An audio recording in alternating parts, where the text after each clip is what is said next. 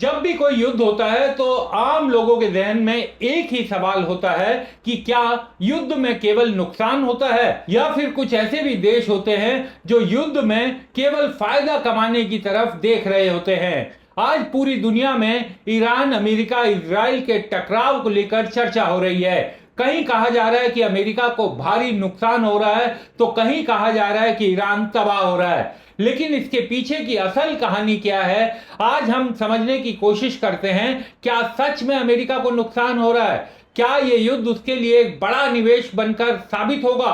अगर ऐसा है तो कैसे? नमस्कार, मैं हूं विक्रांत यादव और आप देख रहे हैं आपका अपना चैनल द स्वतंत्र। सबसे पहले हम आपको दिखाते हैं जो इस समय अमेरिकी मीडिया में भक्तों की टोली एकदम सक्रिय हो गई है और जैसा उन्हें संदेश दिया जा रहा है वैसा वो करने को एकदम मजबूर हो गए हैं। और पूरे अमेरिकी मीडिया में एक चीज सुनाई दे रही है कि लंबे समय का फायदा मिलेगा छोटे समय के दर्द के जरिए।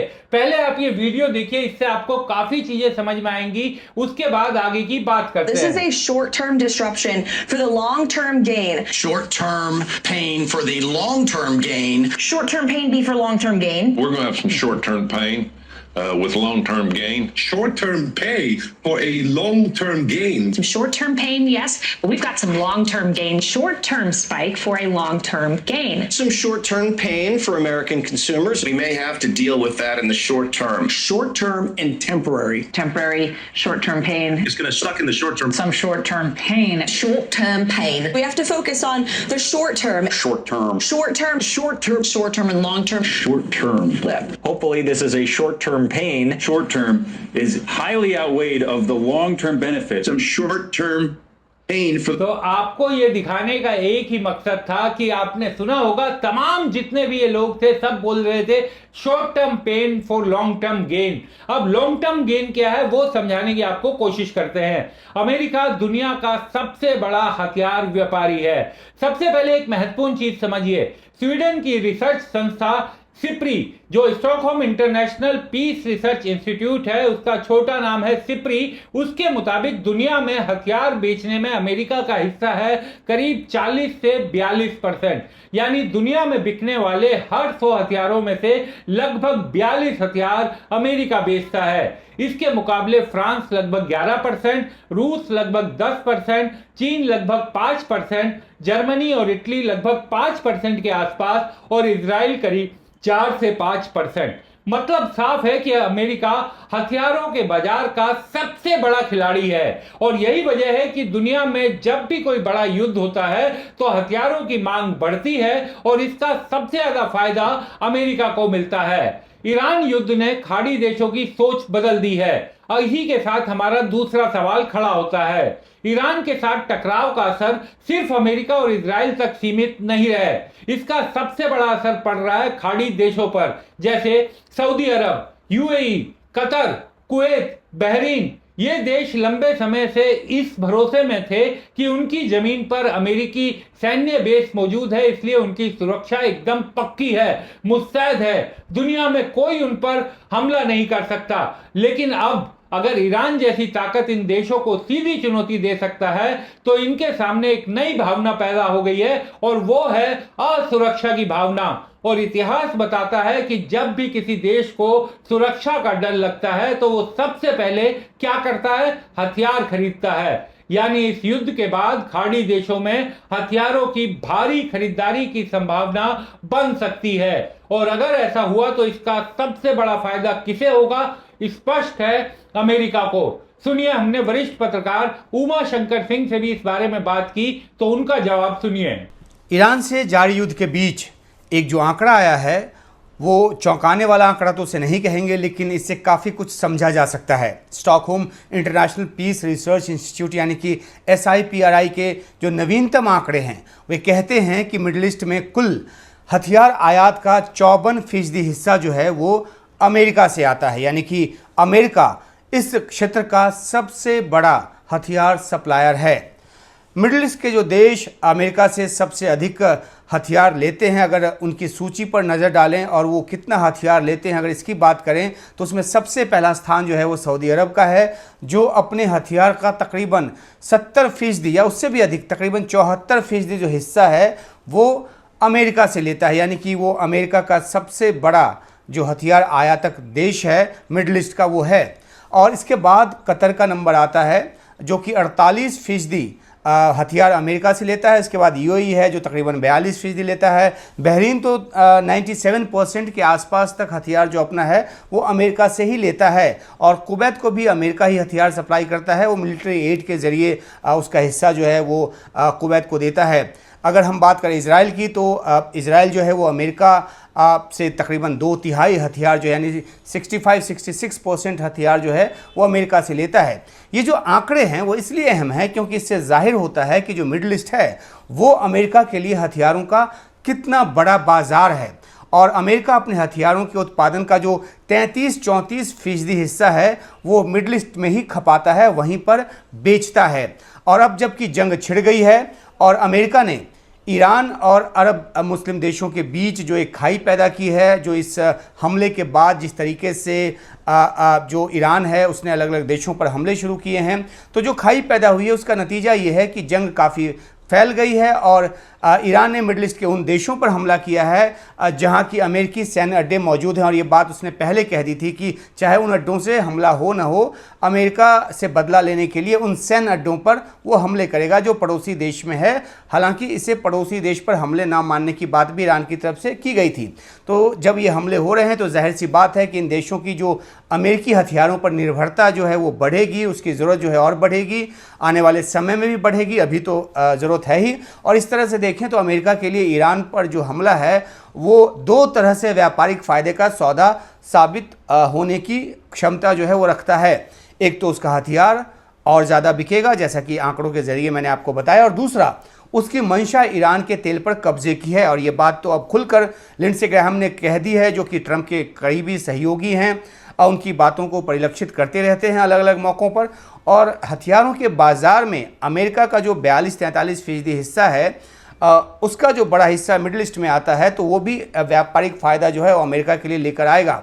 तो जब इतने बड़े पैमाने पर हथियार वो बनाता है दुनिया के बाज़ार का, जैसा कि मैंने बताया कि 42-43% हिस्सा अमेरिका बनाता है, तो उसे बेचकर वो मुनाफा भी कमाता है। और ऐसे में बेशक वो ईरान पर इस बहाने से या ये आरोप लगाकर हमला किया हो कि वो परमाणु हथियार बना रहा है, उसके काफ़ी करीब है, लेकिन जो अरबों खरबों डॉलर का जो खर्च कर रहा है वो युद्ध पर, उसकी भरपाई वो कहाँ से करेगा। तो अल्टीमेटली उसने ये कैलकुलेट कर लिया होगा कि युद्ध में जो खर्च हो रहा है उससे ज़्यादा आमद होगी, और तभी लिंडसे कह रहे हैं कि ये बढ़िया निवेश है, यानी कि युद्ध उनके लिए निवेश है।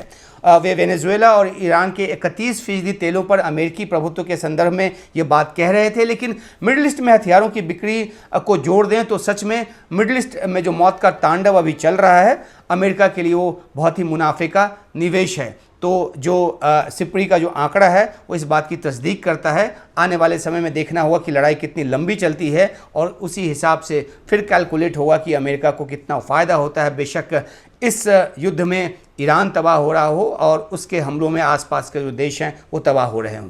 एयर डिफेंस सिस्टम की बढ़ती मांग अब ये तीसरा और बड़ा महत्वपूर्ण पहलू है। पिछले कुछ वर्षों में अगर किसी हथियार की मांग बहुत तेजी से बढ़ी है तो वो है एयर डिफेंस सिस्टम। इसकी वजह है कि अब के जो युद्ध होते हैं वो ड्रोन के जरिए, मिसाइल के जरिए और लंबी दूरी की बैलिस्टिक मिसाइल्स के जरिए ज्यादा हमले किए जाते हैं। यूक्रेन युद्ध के बाद पूरी दुनिया ने देखा कि एयर डिफेंस सिस्टम के बिना कोई देश सुरक्षित नहीं रह सकता। रूस के पास S-400 जैसा मजबूत सिस्टम है, लेकिन उसकी सप्लाई सीमित है। उदाहरण के लिए भारत ने रूस से S-400 की 5 बैटरी का ऑर्डर दिया था, लेकिन अभी तक 3 ही डिलीवर हो पाई हैं। इससे साफ है कि रूस की उत्पादन क्षमता सीमित है। दूसरी तरफ एयर डिफेंस के क्षेत्र में अमेरिका की भूमिका बेहद मजबूत है। अमेरिका के प्रमुख जो सिस्टम है उसमें पैट्रियट मिसाइल सिस्टम, थर्ड जिसे terminal high altitude area defence भी कहा जाता है, और एजिस मिसाइल डिफेंस। इजराइल के भी कई सिस्टम अमेरिका की मदद से बने हैं, जैसे Iron Dome, David Sling Arrow missile system. और अभी अभी ईरान और इजराइल का जो टकराव चल रहा है वह इन सिस्टम का रियल टाइम परीक्षण भी हो चुका है। इसलिए दुनिया को ये साबित करने में उन्हें देर नहीं लगेगी कि उसके पास ये बेहतरीन सिस्टम है एयर डिफेंस का। अब वो दुनिया के जो देश हैं वो इन्हें सिर्फ किताबों में नहीं बल्कि असल युद्ध में काम करते हुए भी देख रहे हैं, और यही एक चीज हथियारों की बिक्री बढ़ाती है। अगर ईरान में सत्ता परिवर्तन हो गया तो ये एक बड़ा सवाल सबके जहन में आ रहा है। अब ये हालांकि एक काल्पनिक है लेकिन महत्वपूर्ण सवाल है। मान लीजिए ईरान में रिजीम चेंज हो जाती है। अगर ऐसा हुआ भी तो मध्य पूर्व की एक तो तेल की राजनीति पूरी तरह से बदल सकती है। ईरान क्योंकि दुनिया के सबसे बड़े तेल भंडार में से एक है, और अगर वहां पर ऐसी सरकार आती है जो अमेरिका के पिछलग्गू हो या पश्चिम के करीब हो तो तेल बाजार पर अमेरिका का प्रभाव बहुत ज्यादा बढ़ सकता है। वो पहले भी ऐसा कर चुका है। 2003 के इराक युद्ध के बाद मध्य पूर्व की तेल राजनीति में अमेरिका की भूमिका बहुत मजबूत हो गई थी, यह आप सबको याद होगा। तो अब अगर ईरान में भी ऐसा कुछ होता है तो पिछले 2 दशकों का यहां का सबसे बड़ा जियोपॉलिटिकल बदलाव हो सकता है। और अब दूसरा सवाल कि अगर रिजीम चेंज नहीं हुई तो मान लीजिए ईरान में सत्ता परिवर्तन नहीं होता है, तब क्या होगा?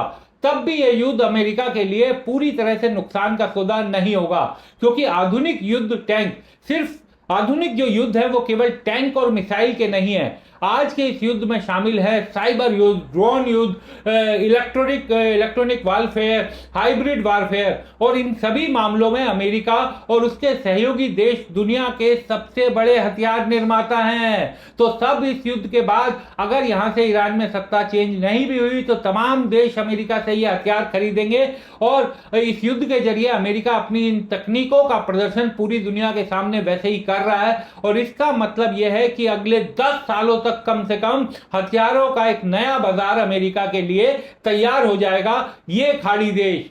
अब समझिए असली सवाल यही है कि क्या ये युद्ध अमेरिका के लिए नुकसान का सौदा है, या फिर ये एक ऐसा संघर्ष है जो लंबे समय में हथियार की बिक्री, सैन्य तकनीक और रणनीतिक प्रभाव तीनों को बढ़ा देगा।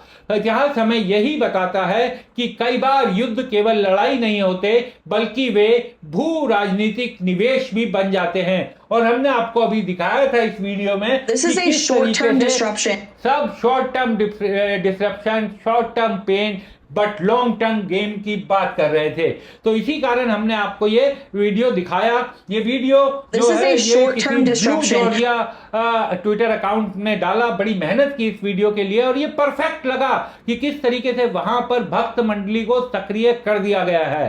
अब सवाल आपसे है, आपको क्या लगता है कि ईरान के साथ ये टकराव जो है ये अमेरिका के लिए किसी भी रूप से नुकसानदेह हो सकता है, या ये हथियार उद्योग जो अमेरिका की हथियार उत्पादन इंडस्ट्री है उसके लिए या भू राजनीतिक प्रभाव के लिहाज से एक बड़ा मौका है? अपनी राय कमेंट में जरूर भेजिए, क्योंकि आपके कमेंट से हमें यह पता चलता है कि आप वीडियो के बारे में क्या सोच रहे हैं। और अगर आपको ये विश्लेषण पसंद आया हो, हमारी मेहनत पसंद आई हो, तो वीडियो को लाइक कीजिए और चैनल को सब्सक्राइब करना मत भूलिए।